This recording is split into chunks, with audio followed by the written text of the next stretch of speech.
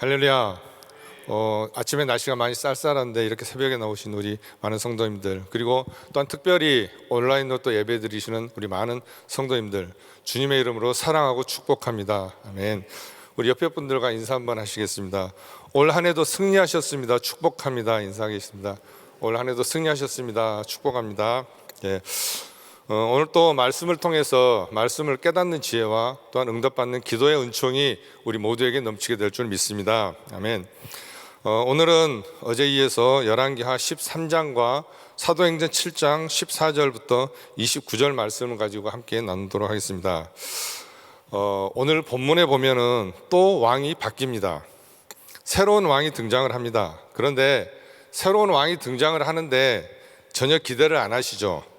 하도 많이 봤어요. 우리가 계속 봐왔죠. 왕은 이름만 바뀌지 하는 행동이 다 똑같았어요. 우리는요, 세상에 대통령이 바뀌어도 새로운 기대를 하게 되죠. 그런데 이렇게 또 이스라엘의 왕이 바뀌는데 이번 왕은 어떨까? 그런데 하는 행동이 어쩜 그리 똑같죠. 그런데 그게 우리 인간입니다.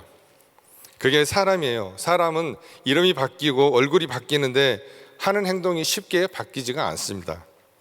그래서 우리가 매일매일 이렇게 하나님께 매달려야만 되는 것입니다.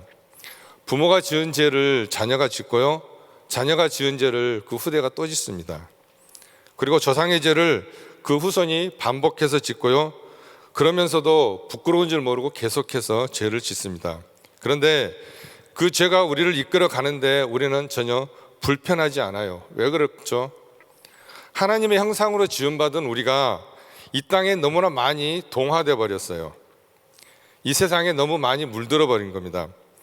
분명 하나님이 지으신 우리의 본래의 모습이 분명히 있는데 그 원형을 자꾸 까먹어요. 그러면서도 거기에 대한 안타까움을 느끼지를 못합니다. 오늘 또 열왕기하 13장을 보시면은 전반부에 이스라엘 왕 여호아스와 요아스에 대해서 나옵니다. 그리고 후반부에 가시면은 엘리사의 죽음이 나오는데 열왕기 상하를 보시다 보면은 계속해서 이스라엘의 왕과 유다의 왕을 계속 왔다 갔다 하죠. 그런데 이제 역대기를 가면은 유다의 왕에 대해서 많이 이제 말씀을 합니다. 남북이 지금 이렇게 분열돼 있지만 원래 하나님의 구속사는 이스라엘 전체를 향해서 있었기 때문에 우리가 그것을 기억하신다면은 이렇게 남북 왕이 교차로 나오는 부분에 대해서 이상하게 생각되지는 않습니다. 그런데 우리가 이 열왕기서를 읽다 보면은 많이 느끼셨을 거예요. 많이 혼돈이 와요. 왜냐하면은 유다에도 요아스 왕이 있고 또 북이스라엘에도 요아스 왕이 있죠. 그게 어디에 나왔냐면 한번 볼까요? 열왕기하 12장에 보시면은 유다 왕 요아스에 대해서 나왔습니다. 한번 보겠습니다. 12장 1절입니다. 예후의 제7년에 요아스가 왕이 되어 예루살렘에서 40년간 통치하니라. 그의 어머니의 이름은 시비아라 브엘세바 사람이더라. 자, 그 요아스가 어떻게 했습니까? 마지막에는 잘못된 길로 갔지만 어린 나이에 왕이 돼서 나라를 잘 다스렸다는 것이 어제 12장의 내용에서 봤습니다. 그런데 북이스라엘에도 요아스 왕이 있거든요. 한번 보겠습니다. 13장 10절 말씀 보겠습니다. 유다의 왕 요아스의 제37년에 요아스의 아들 요아스가 사마리아에서 이스라엘 왕이 되어 16년간 다스리며 그랬습니다. 자, 보세요. 그것도 같은 시대, 동시대에 같은 이름의 왕이 통치를 하고 있어요. 이런 일이 몇 번 있습니다. 그럴 때 우리가 왕의 이름이 헷갈리죠. 그런데 앞에 보면은 유다의 왕인가 이스라엘의 왕인가 기록이 되어 있습니다. 우리가 이 부분에 대해서 좀 관심을 가지고 세밀하게 잘 보는 것을 우리가 여러분들에게 요구합니다. 그리고 이번에 성경 퀴즈 하신 분들, 그리고 교회에서 성경 다독 읽기를 했잖아요. 거기에 참석하신 분들은 이런 부분에 대해서 좀 꽤 많이 도움이 되셨으리라고 생각을 합니다. 여기에 나오는 여호아스 왕도 악한 왕입니다. 누구의 아들입니까? 예후의 아들이죠. 그런데 하나님은 이 예후를 통해서 아합을 다 멸절시키셨죠. 그래서 하나님은 이 예후의 이러한 행동에 대해서 갚아주시는데 4대까지 예후 왕조가 지속될 것이라고 10장에서 약속을 해주셨습니다. 한번 보겠습니다. 열왕기하 10장 30절입니다. 여호와께서 예후에게 이르시되 네가 나 보기에 정직한 일을 행하되 잘 행하여 내 마음에 있는 대로 아합 집에 다 행하였은즉 내 자손이 이스라엘 왕위를 이어 4대를 지내리라 하시니라. 자, 그리고 북이스라엘에 보면은 6번째 왕 오므리 왕조가 있는데 이 오므리 왕조는 어떤 왕조입니까? 바로 아합의 왕조죠. 아합의 아버지가 오므리거든요. 그러니까 오므리 왕조가 있고 예후 왕조가 있습니다. 북이스라엘은 19명의 왕이 그 왕위를 이어갔습니다. 그런데 한 왕조가 이것을 연결해서 쭉 연결해 가지를 못했습니다. 계속해서 반역을 해가지고 평균 2대 왕, 심지어는 6개월, 심지어는 1개월 왕도 있었습니다. 그런데 이 오므리 왕조와 예후 왕조는 다른 왕조에 비해서 좀 비교적 긴 왕조를 이어갔습니다. 그런데 그것이 끝까지 가지를 못해요. 그 이유가 뭐였습니까? 성경에 보시면은 여로보암의 죄를 따라 행하고 여로보암의 죄를 떠나지 아니하였다고 하였습니다. 이것이 원인입니다. 우상을 떠나지 않았다는 것이죠. 그들이 일시적으로 하나님의 뜻에 따라서 사용되어질 때도 있었지만 그것이 오래가지 않더라는 것이 북이스라엘이 계속적으로 왕조가 바뀌고 빨리빨리 바뀌고 멸망할 수밖에 없었다는 이유다라는 것을 우리가 먼저 인식해야 합니다. 그리고 13장 14절부터는 엘리사가 이제 죽을 때가 되었습니다. 이때 북이스라엘의 왕이 누구였냐면 요아스 왕입니다. 요아스가 대선지자 엘리사가 이제 죽음이 임박해지니까 비록 왕의 몸이지만 선지자를 만나러 옵니다. 만나러 왔을 때 엘리사는 마지막까지 혼신을 다해서 그 나라와 그의 왕을 위해서 애언을 해주죠. 그래서 앞으로 이제 전쟁이 일어날 것이다. 그런데 아람과의 전쟁이 일어날 것인데 그 전쟁의 승리에 대해서 애언을 해줍니다. 활을 잡고 쏘라 그러죠. 구원의 화살이죠. 그리고 엘리사가 말합니다. 13장 18절 말씀입니다. 또 이르되 화살들을 집으소서. 곧 집음에 엘리사가 또 이스라엘 왕에게 이르되 땅을 치소서 하는지라. 이에 3번 치고 그친지라. 자, 엘리사가 활을 잡으라면 활을 잡고, 여기서 활은 전쟁을 상징하죠. 쏘라면 쏘고, 땅을 치라면 땅을 치고. 요아스가 땅을 치는데 몇 번 칩니까? 1번, 2번, 3번 치고 그칩니다. 그러자 엘리사가 화를 내음. 13장 19절입니다. 보겠습니다. 하나님의 사람이 노하여 이르되 왕이 6번을 칠 것이니이다. 그리하였다면 왕이 아람을 진멸하기까지 쳤으리이다. 그런즉 이제는 왕이 아람을 3번만 치리이다 하니라.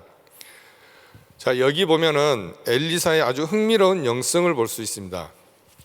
엘리사를 자세히 보면은 욕심이 아주 많은 사람 같아요.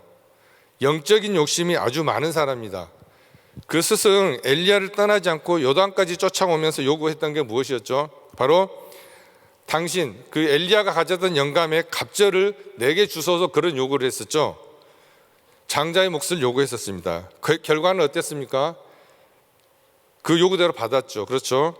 받고 나서 이제 스승의 대를 이어 선지자 활동을 이어갑니다.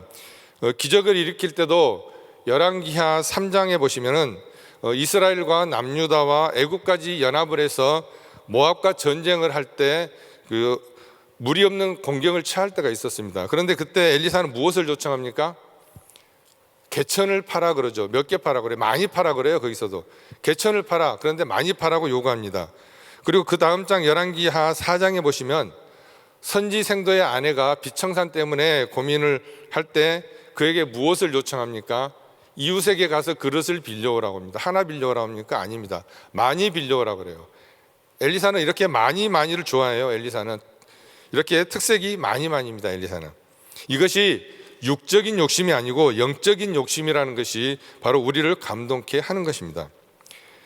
이러한 엘리사의 요청에 대해서 요아스 왕은 이해를 하지 못하는 거예요. 엘리사의 이런 특색을 그 요아스 왕이 미리 알았다면 아마 땅을 6번이든 7번이든 쳤을 거예요. 저 같으면 한 10번은 쳤을 것 같아요. 그렇게 쳤으면은 그 아람을 진멸했을 것인데 3번에 그쳤기 때문에 3번은 이기죠. 그러나 그 다음에 아람에게 또 지는 그런 역사를 가져오는 것을 우리는 보게 됩니다. 학생이 스승의 마음을 잘 알면은 우등생이 될 수 있습니다. 교사의 마음을 잘 아는 학생은 교사가 요구하는 답을 써낼 수가 있습니다. 그렇다면 오늘 우리는 우리의 영원한 스승 누구의 마음을 잘 알아야 되는 것이죠? 바로 예수의 마음입니다. 그래서 너희 안에 예수의 마음을 품어라 라고 그러죠. 오늘 우리 마음 안에 예수의 마음이 깨달아지고 감동되어지면 바로 예수 그리스도 안에서 기쁨의 귀한 사역을 감당할 수 있으리라 믿습니다.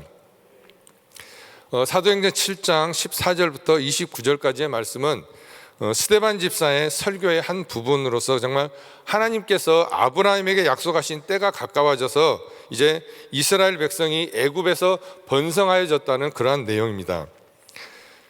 하나님의 보호하심으로 애굽에 피신해 있던 이스라엘 백성들이 이제 아주 크게 번성을 합니다.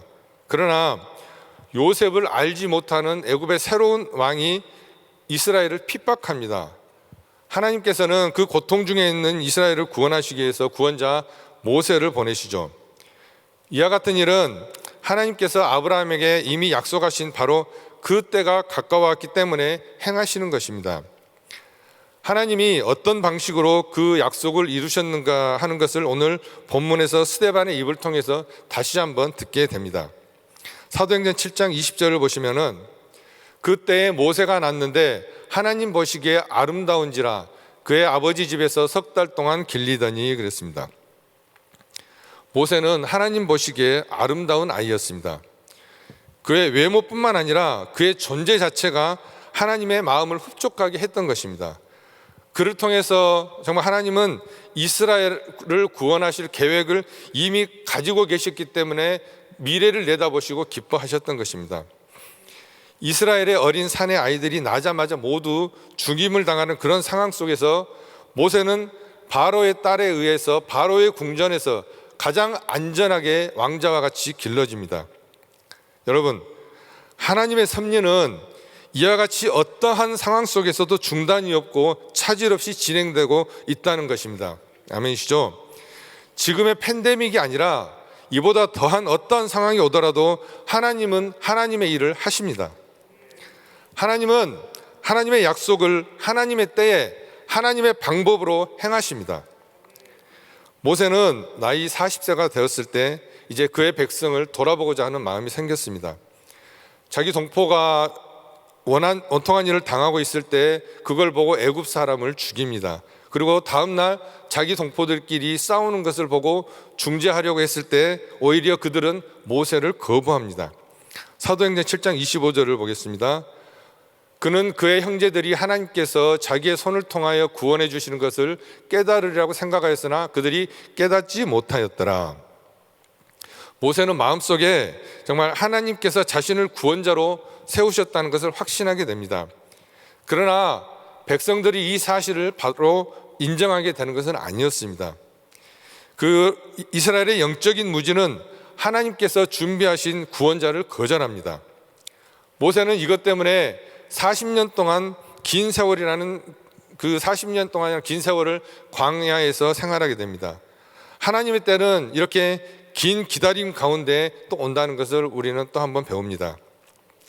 이 말씀은 우리로 하여금 하나님께서 우리의 구원자로 택하신 바로 그 한 사람이신 예수 그리스도를 바라보게 합니다. 예수 그리스도가 바로 하나님이 우리를 구원하고자 준비하신 바로 그 한 사람, 메시아이신 우리의 주님이십니다. 사람들은 요셉을 팔았고 모세를 거절했습니다. 요셉은 애굽으로 팔려갔고 모세는 미디안으로 도주했습니다. 영적으로 어둠 가운데 있었기 때문에 하나님의 구원의 손길을 분별할 수 없었던 것입니다. 그런 그들은 결국 예수 그리스도를 거절하고 십자가에 못 박아 죽였습니다. 이것이 바로 영적인 어둠 속에 힘싸여 있는 사람들의 어리석은 모습입니다. 아무리 아브라함의 자손이라고 해도 또한 교회를 다니고 있다 해서 모두 다 영적인 눈이 열려 있는 것은 아닙니다. 오늘 또 우리는 영적인 무지 때문에 하나님의 뜻을 분별하지 못해서 정말 하나님께서 행하시고자 하는 일을 거부하고는 있지 않는지 우리는 이 시간 다시 한번 되돌아봐야 될 것입니다. 오늘 함께 나누고자 하는 한 구절 말씀은 열왕기하 13장 4절 말씀입니다. 우리 함께 봉독하겠습니다. 아람 왕이 이스라엘을 학대함으로 여호아스가 여호와께 간구하매 여호와께서 들으셨으니 이는 그들이 학대받음을 보셨음이라. 자, 여기 보면 아람 왕이 이스라엘을 학대했다고 했습니다. 그런데 그 바로 앞절에 13장 3절에 보시면은 여호와께서 이스라엘에게 노하사 늘 아람 왕 하사엘의 손과 그의 아들 베나다의 손에 넘기셨더니 그랬습니다. 아람 왕이 이스라엘을 학대하는 것을 누가 허락하셨다고 그랬어요? 여호와께서, 하나님께서 허락하셨다고 했어요. 그런데 여기서 아람의 학대를 받은 여호아스가 그 학대를 허락하신 누구께? 하나님께 부르짖습니다. 하나님께서 어떻게 하셨어요? 그런데 또 그 간구를 들으셨다고 하셨습니다. 그리고 여호아스의 부르짖음에 대해서 하나님께서 구체적인 응답의 내용이 13장 5절에 나와 있습니다. 여호와께서 이에 구원자를 이스라엘에게 주심에 이스라엘 자손이 아람 사람의 손에서 벗어나 전과 같이 자기 장막에 거하였으나, 여기 나오는 여호아스는 누구냐면은 그의 아버지 예후를 따라서 여로보암의 길로 행하고 또한 송아지 제단을 버리지 않고 그 죄악으로 인해 아람 왕에게 학대당한 하나님의 심판을 받은 사람입니다. 그런데도 하나님은 그 악한 여호아스 같은 죄인이라도 하나님을 찾고 하나님께 부르짖기만 하면 그의 기도를 들으시고 응답하여 주신다는 정말 구원의 하나님이신 것을 보여주십니다. 이 말은 무슨 말씀입니까? 우리의 하나님은 당신께 부르짖는 자의 간구를 절대로 외면하지 않으신다는 것입니다. 하나님은 부르짖는 자가 의인이든 죄인이든 상관없이 그의 간구가 진실된 것이라면 반드시 들어주신다는 것입니다. 우리가 흔히 착각하는 게 하나님은 죄인의 기도는 듣지 않을 것이다 라고 생각을 합니다. 물론 자기 죄를 해결하지 않고 하나님께 구한다면 그건 당연히 들어지지 않겠죠. 그러나 죄인이 하나님의 징계를 받고 그것 때문에 자기 잘못을 깨닫고 그걸 깨달은 후에 하나님께 회개하고 부르짖는다면 하나님께서는 그 부르짖음을 들으시고 그를 고통에서 분명히 건져 주실 것입니다. 이것을 잘 보여주는 것이 사사기에 정말 수없이 나타난 이스라엘의 역사들입니다. 우리가 사사기를 보면서 이스라엘의 역사를 정리하면요, 한마디로 범죄의 역사라고 할 수 있어요. 실제로 이스라엘 백성들은 여호수아가 죽은 후에 계속해서 하나님께 범죄하는 그러한 삶을 살았습니다. 그러나 사사기에 나타난 이스라엘의 역사는 또한 사랑이 정말 무한하신 하나님의 은혜의 역사이기도 합니다. 하나님은 이스라엘 백성들이 범죄하면 그들을 이방인의 손에 붙여서 징계하시고 그들이 고통당하게 하셨습니다. 하지만 이스라엘 백성들이 하나님께 그 자기의 잘못을 깨닫고 회개하면 하나님께서는 또 다른 사사를 붙여서 그들을 또 구원해 주셨습니다. 그리고 이러한 일은 사사시대 내내 계속되었습니다. 이러한 사실을 통해서 우리가 확인할 수 있는 것은 하나님은 부르짖는 자의 간구를 절대 외면하지 않는다는 것입니다. 이것이 하나님과 우리 인간의 차이점인데요, 우리 인간은 어떻습니까? 누가 자기 마음 한번 아프게 하면 그가 아무리 와서 용서를 빌어도 쉽게 들어주지 않습니다. 우리가 누군가를 평생 원수진 사람처럼 쉽게 마음을 열지 않는다면 그것은 예수님의 십자가의 사랑을 전혀 이해하지 못하는 정말 불행한 사람일 것입니다. 심지어 자신은 더 큰 용서를 받고도 다른 사람의 작은 실수를 용납하지 못하는 1만 달란트 빚진 자가 그것을 탕감받고도 자기에게 100데나리온 빚진 자를 용서하지 못하는 그런 속 좁은 사람일 수도 있습니다. 그러나 우리 하나님 우리에게 아무리 죄가 많고 또 당신의 마음에 아무리 깊은 상처를 남겼다고 할지라도 우리가 회개하고 부르짖는다면 반드시 들으시고 용서하신다는 것입니다. 오늘 우리가 정말 수없이 많은 죄를 지으면서도 이렇게 여전히 하나님의 백성으로 살 수 있는 것은 다 하나님의 이러한 사랑과 자비로우심 때문입니다. 이러한 하나님은 부르짖는 자의 하나님이십니다. 그렇다면 오늘 이 아침 성령님께 묻고 싶은 것은 지금 내가 혹 공경에 처하여 어려움을 당하고 있는 것이 무엇입니까? 그리고 나의 죄와 허물로 말미암아 하나님께 크고 작은 징계를 받고 이로 인해서 정말 소망을 잃고 또 삶의 의욕을 상실한 우리 여러분들은 계시지 않습니까?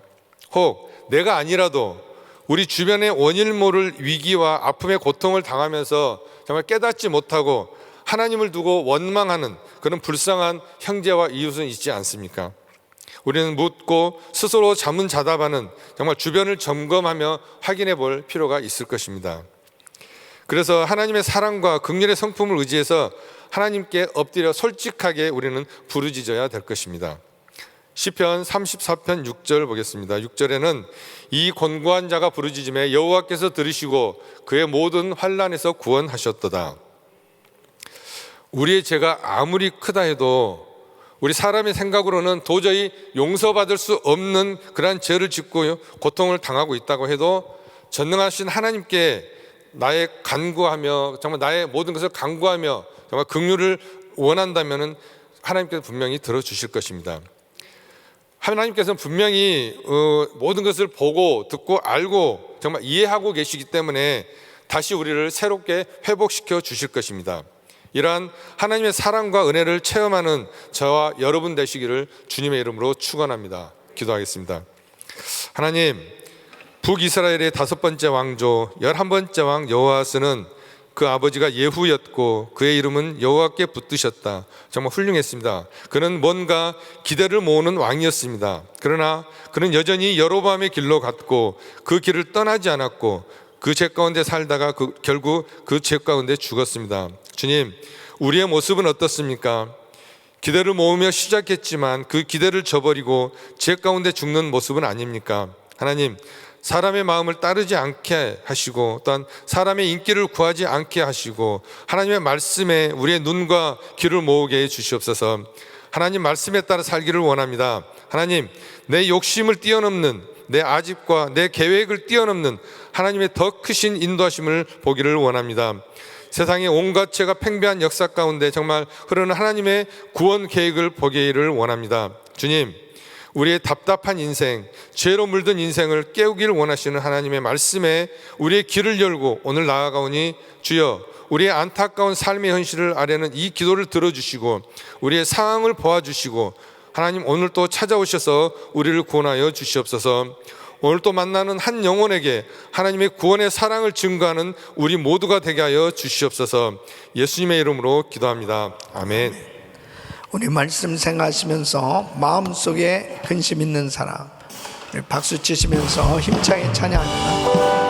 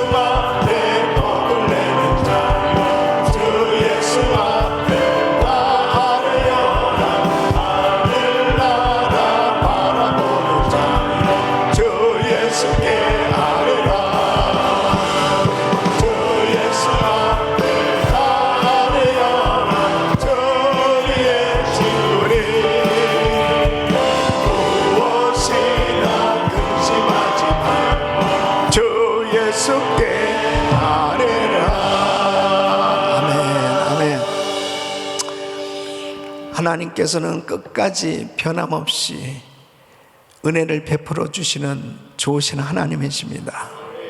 실수하고 범죄하고 잘못해도 하나님의 종들을 보내셔서 계속 권하시고 기회를 주시는 하나님, 그 말씀을 듣고 돌이키는 자에게는 놀라운 새 일을 행하시는 하나님의 역사를 경험할 수 있지만, 그 말씀을 받고 돌이키지 못하면 결국은 시험에 빠질 수밖에 없는 걸 볼 수 있습니다.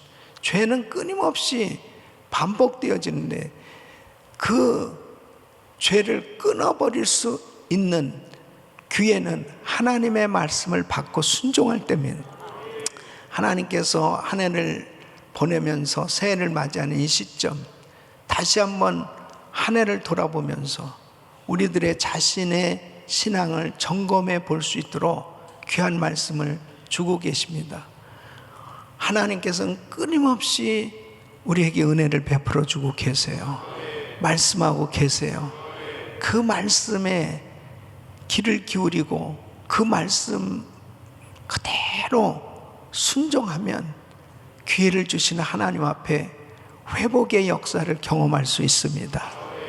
실수했다 하더라도 우리 주님의 말씀을 온전히 의지하고 회개하면 하나님께서 새 일을 행하시고 새롭게 세워주시는 줄 믿습니다. 두 손을 가슴에 모으시고 몸이 아픈 날 아픈 곳에 손 얹으세요. 거룩하신 아버지 하나님, 하나님께서는 엘리사가 죽는 순간까지 또 죽어서까지도 살아계신 하나님의 그 긍휼과 자비를 베푸시는 모습을 보여주셨습니다.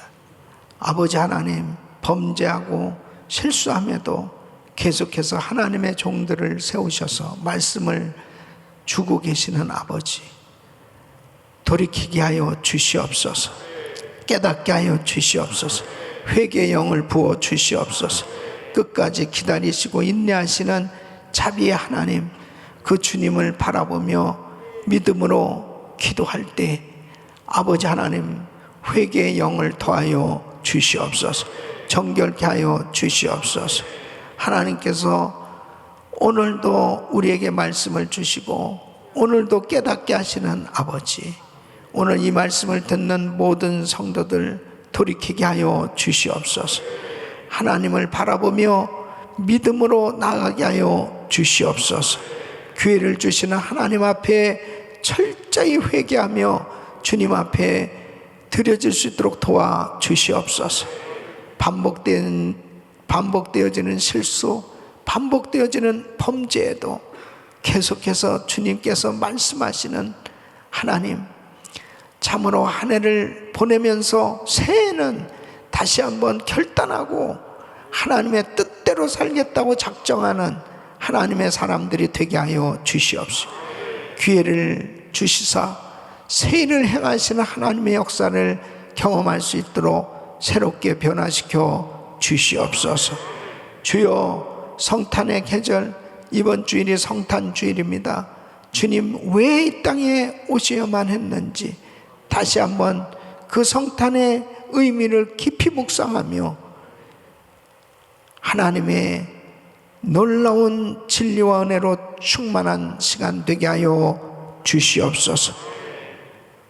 내가 나사렛 예수 그리스도 이름으로 병하노니 모든 흑암의 세력은 떠나 갈저다. 코로나 바이러스 소멸될저다. 모든 암세포는 없어질저다. 모든 병만은 떠나 가라. 주여 깨끗게 하여 주시옵소서. 주여 만져 주시옵소서. 주여 치유하여 주시옵소서. 하나님의 영광을 보게 하여 주시옵소서. 위대한 간증들이 넘쳐나게 하여 주시옵소서. 오늘 금요 성령 집회에도 큰 은혜가 넘치는 복된 시간이 되게 하여 주시옵소서. 이제는 우리 주 예수 그리스도의 은혜와 우리 하나님 아버지의 그 무한하신 사랑과 성령님의 감동 감화의 등 충만하신 은총이 끝까지 기다리시고 인내하시는 사랑의 하나님, 긍휼과 자비를 베푸시는 은혜로운 아버지 하나님을 바라보며 날마다 기회를 주시는 그 주님 앞에 회개하며 나가길 원하며 주님을 찾는 모든 성도들에게 이제로부터 영원토록 함께 있을지어다. 아멘.